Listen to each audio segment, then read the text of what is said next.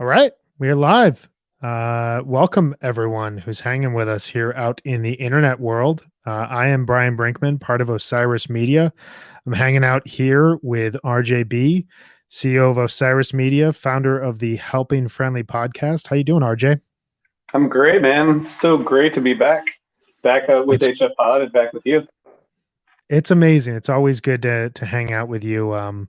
And yeah, we are back here. You can see everyone in the, I think it's your top right hand corner, Helping Friendly podcast on tour. We're doing kind of a test run of things here. Um, we are partnering with Shift Genuine Cannabis to cover Fish's 2021 summer tour and eventually the fall tour once this happens.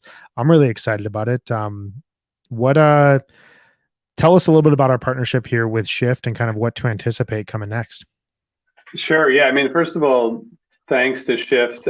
We actually got to go and tour their facility last week in Ridgeway, Colorado, and really awesome people. They make amazing cannabis and all kinds of products. You can find it all around Colorado. And for the Dix weekend, there'll be something special. But for now, I'll just say we are going to be reviving the Helping Friendly podcast with support from Shift. We're going to have a weekly show where Brian, myself, Jonathan, and many others from our team will be weighing in on show updates, what's been going on Fish Tour, and we'll be getting updates from the field. That's the weekly podcast, and then we will be doing a daily recap every day after there's a fish show. Brian and I think mostly will be doing those. One of us will do them with a guest, hopefully who was there the night before. Some people sleep too late, but we're doing it at 1 p.m. Eastern, so I'm hoping that people can get up in time. And so that'll be on Instagram Live and everywhere else, just like you're seeing us here. So it's super exciting. Yeah, I'm really excited for it. And as someone who has been a longtime listener, I think third or fourth or fifth time caller to HF Pod, I'm just thrilled to be a part of this. It's going to be a lot of fun to cover what should be a really exciting and heavily emotional tour for Fish. I'm really excited to get my chance to see them, and I know you're going to be seeing them here in like a week or so. Yeah, Nashville, I can't believe it. It's coming fast. It's weird because we waited for I guess I last saw Fish in February of 2020. So it's pretty amazing that we're coming back. I assume everyone's excited. I know there's a lot of people going to Arkansas, and we'll be there to recap it. Awesome. Well, one of the things that you mentioned was the fact that on a daily basis following each show, we'll be covering the night before with a guest.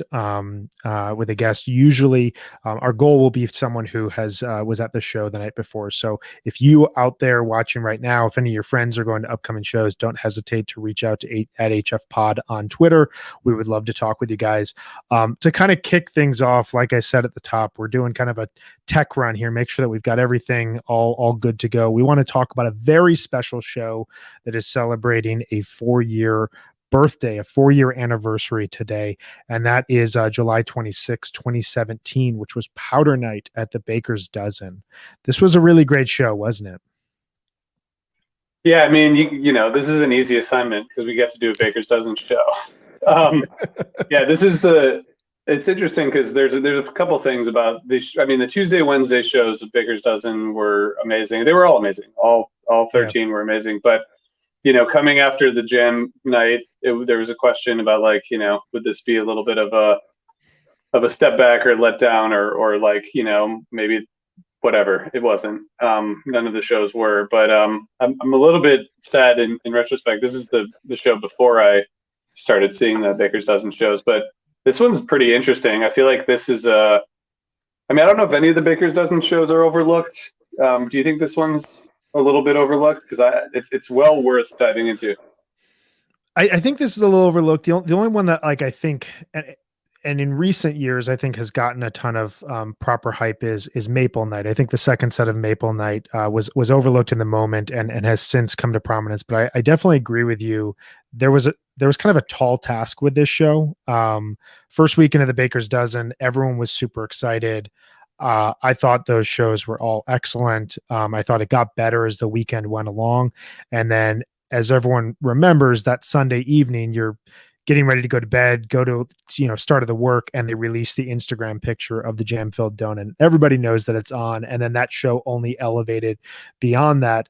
So with like the normal arc of a Fish tour, you kind of expected Wednesday night to be a reset. We've got another weekend coming up. Maybe they'll throw out some songs that aren't going to be played over the weekend, but instead they came out, and it's my personal favorite night of the entire run. I love the second set. I love the jam out of tube, and I love how I was just listening to it. Like Yarmouth Road, for example, ends up in this really cool space. Farmhouse ends up in a really cool space that the band just seems to like really be on, and they're really clicking at that point in time. Yeah, I mean it's night five, so by this time, they've pretty well worked everything out, and I do think every show was amazing. But I think by this point, it's just they're just in full locked in having fun mode. First couple nights I think were probably a little bit nerve wracking, but I feel like now Yeah. they fully have the hang of it. The jam night is, it's sort of a fun night. It's kind of like the November 1st after Halloween show, or the January 1st after New Year's show. It's sort of just like the pressure's off, just like have fun. I mean, that's pretty cool. Yeah, I think there also had to be something to the fact that, like, they play a lot of 3-night runs throughout their history, and they've worked a lot more into their tours over the last couple of years. And so, 3 nights at Madison Square Garden, sure, they're sleeping in their own beds, but like there had to be something to like waking up Tuesday, Wednesday, and just being in their own city, being, in a place that just like they're relaxed, they're in kind of their own, home routine, and then they get to go and play the shows that I totally agree with you, that New Year's Day type of feel you almost get on Powder Night, that it ends up in a really cool space. Um, so the Baker's Dozen was this huge kind of cultivating like moment of where Fish was growing throughout 3.0, and it feels in a lot of cases like a peak. What are your thoughts on the larger impact of this show, and perhaps the larger Baker's Dozen in overall Fish history? I mean, besides the jam night, to me personally, like you can't really isolate these shows in terms of their longer term impact. That's how I feel anyway. I feel like every night had something amazing to go back to, and I guess that's partially reinforced by like the official Baker's Dozen release, that they did. Like I feel like they're kind of all part of a set. But I mean, this tour, if it was a tour, the impact is huge. I mean, for Fish fans, I think it was probably like it was very special. We know a lot of people who saw all 13 shows, and I saw a handful. I'm sure you saw it. Like there's people who saw a handful of shows. Many people saw all of them, but to me, the bigger impact is like the kind of public perception of this. Like it got a lot of people paying attention to what they were doing. From like the Metallica rehearsal video that got leaked to like just articles in various publications, not just covering it on the Helping Friendly podcast. It's like I think it raised the kind of revived the profile of the band and in the broader music scene that they were doing this. And the no repeats thing, I think, was probably the most mind blowing thing to most people who had no idea that band was capable of doing that. So to me, the impact of it is like much more on music broadly than it is on Fish, because every tour, this might be controversial, but every tour has like amazing jams to go back to, and this one has Totally. more. Every night was amazing, but I don't know, I feel like the impact was like it reminded people that this band is different from anyone else out there. Yeah, I agree with a lot of that. And I think I would just add, we've been doing a lot of interviews right now and preparing for Undermine season 2. And you all might have noticed over on the Undermine social accounts, we've been posting about kind of a show a day. And this was the show today, which part of the reason why we wanted to cover it. One of the biggest takeaways I've gotten from those interviews is how much the band audience communication and connection is a huge part of the reason why people just cannot quit Fish. And I feel like the Baker's Dozen was the ultimate example of that, where every single day you had multiple touch points between you and the artists online to so that the moment you walked into the venue, you already had kind of an elevated experience. The release of the donut, the chatter would immediately start online. Okay, what are they going to play tonight? People throwing out song predictions. I remember seeing stuff. I saw today on Twitter, someone retweeted from that date, please play Powderfinger. And it was like something they tweeted that morning. You know, it's people having these small little instances of, oh my god, could they actually play this song that I never thought in any other circumstance they would play? And then they would play those songs that night. And so that sort of like back and forth communication, plus the jams. There's not a single show from the Baker's Dozen that doesn't have a jam that I return to on a fairly regular basis, and really showcases this like growth from a musical standpoint that the band had been undertaking throughout all of 3.0.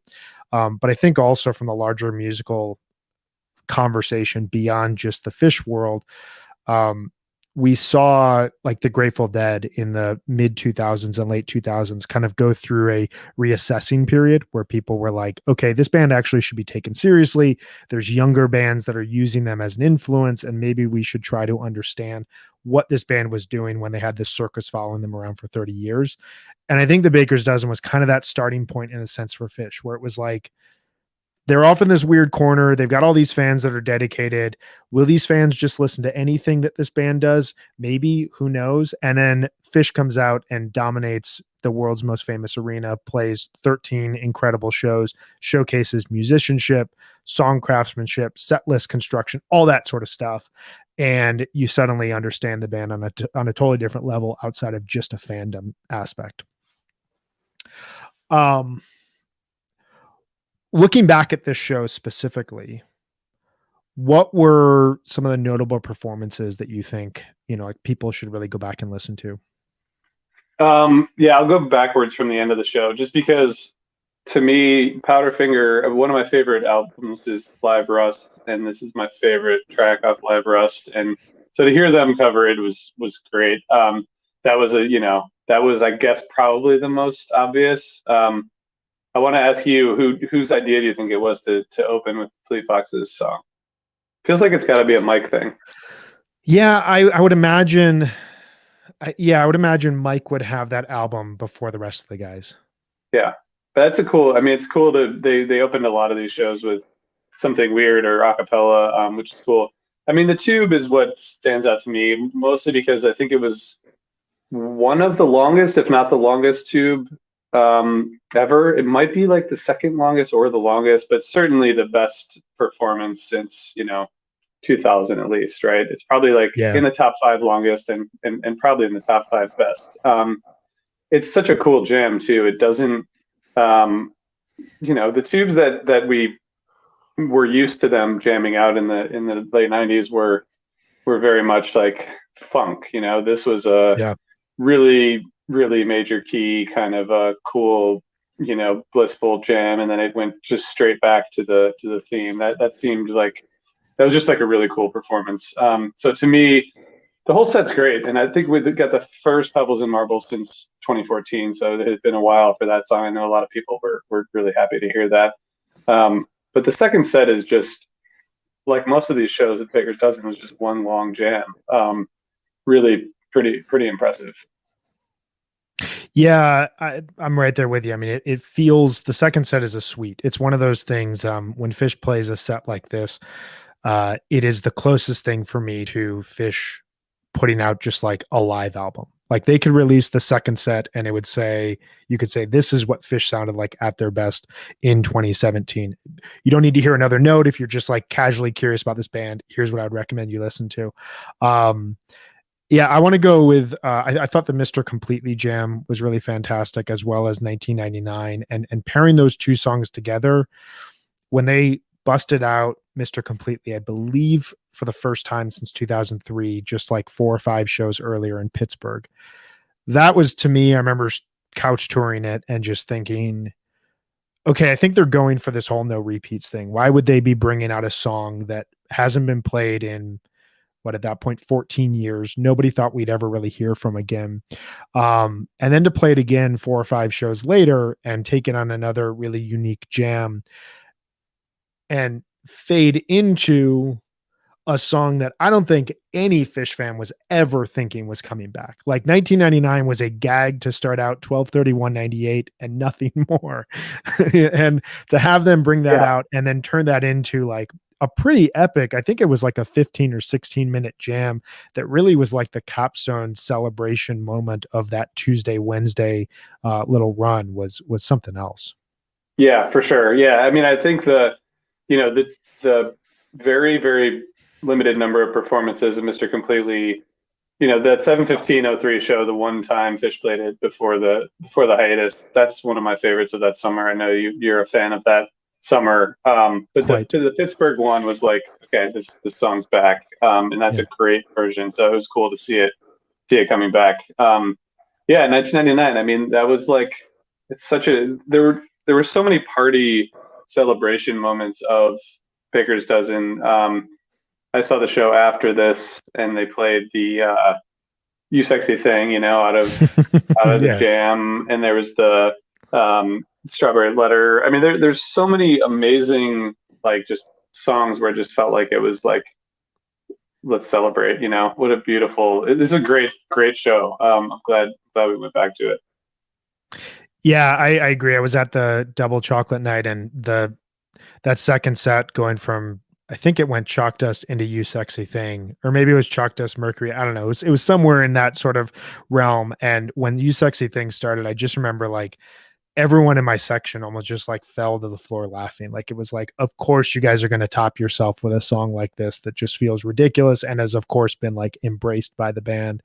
Um, I want to give just one shout out to the final three songs of the second set that Steam, No Quarter, and Character Zero. You look at it on paper and it doesn't look like there's that much going on creatively, but the version of Steam, they use all the space in MSG. It's very airy. It's very like sonically pleasing. And the Character Zero has like a duel from Mike and Trey. It's like an 11-minute version that just showcase like they don't want to leave the stage. They just want to keep playing no matter what song they're playing. I'm an unabashed fan of Character Zero, especially set closers. I think it's so fun. It's one of the most fun songs to like really rock out to. So I appreciate that ending too. My neck usually hurts by the end of a show by just like dancing too Yeah, hard. And then when Character Zero comes on, I'm like, I'm just gonna fight through the pain and I'm just gonna like keep going crazy because it's that rock star moment. yeah, exactly. And I think it says something about this show that we haven't yet mentioned the 17-minute Carini second set opener because there's so much else going on in this show. And it's man, these shows are just amazing to go back to. And I think maybe at some point we need to for some season of Undermine, we need to go back and really like go deep on the Baker's Dozen because I there's agree. there's so much here to uncover. I think we saw some of it in Between Me and My Mind, right? And we've heard them talk about it a little bit, but this is a moment that we can revisit over and over. Yeah, the second I start talking about it, I just get like a smile because it was such, like I said, and I think we both agree it was an immersive experience that it was everything you would ever want from Fish for 3 weeks. Hold on one Um, second, Brad. I want to thank everyone who has been sharing comments here. Harold, thank you so much for hanging with us, Torches and Pitchforks. This has been a lot of fun for us to be hanging out with all of you guys, and I'm really excited for this to be a part of our upcoming summer tour. But RJ, my last question for you, I was going to ask you what your favorite song or jam was from the show, but as everyone out there can tell, we have talked about pretty much every song or jam from the show. It's one of those shows. So I'm going to pivot, and I don't mean to put you on the spot in front of a live audience, but I'm going to ask you the question I ask every single person at the end of an Undermine interview. And that is, what are you looking forward to most about Fish returning and seeing Fish here this summer? I mean, personally, just the opener and the first Nashville show that I'll be at. I don't really care what it is. I just to hear Fish play again live is just going to be special. I got to see some great shows this weekend at Floyd Fest. Saw an amazing Goose set and some other stuff, and I just can't wait to hear like a Fish song live. That's it. Yeah, that first like strum of Trey's guitar when like the place just realizes what's happening and Yeah, And that's me indicating it's going to be a Trey started song. I don't have Yeah, any inside information, but just that moment when you're like, okay, we're back. I yeah, can't wait for exactly, it. exactly. Thanks for asking that. Yeah, man. I'm really I'm excited even for you more to see excited. these shows. I'm even more excited than when we started talking. And thanks everybody for tuning in. This is Yeah, fun. We have thank so you. much more. Yes, we have so much more. Thank you everyone for hanging with us here today. This was a test. This is only a test. This test will disappear from the internet. No. Wanted to one before we go, just push Shift Genuine Cannabis once again. Please check them out at shiftcannabis.com. We'll be coming back with a lot more information about our partnership with Shift here in the coming days. We've got a lot of really exciting information, but we'll be back again on Thursday at 1 p.m. Eastern to cover the Arkansas show. And then every day that there was a show the night before, as well as you'll start to see the weekly show drop in the HFPod feed Tuesday mornings starting next Tuesday. It's awesome. I will be here to entertain you all with a guest who was at the show the morning after Arkansas. So thanks, Brian. Thanks everybody for tuning in. Thank you everyone for tuning in. This was a ton of fun and looking forward to hearing some new fish in the next couple of days. Amazing. Bye.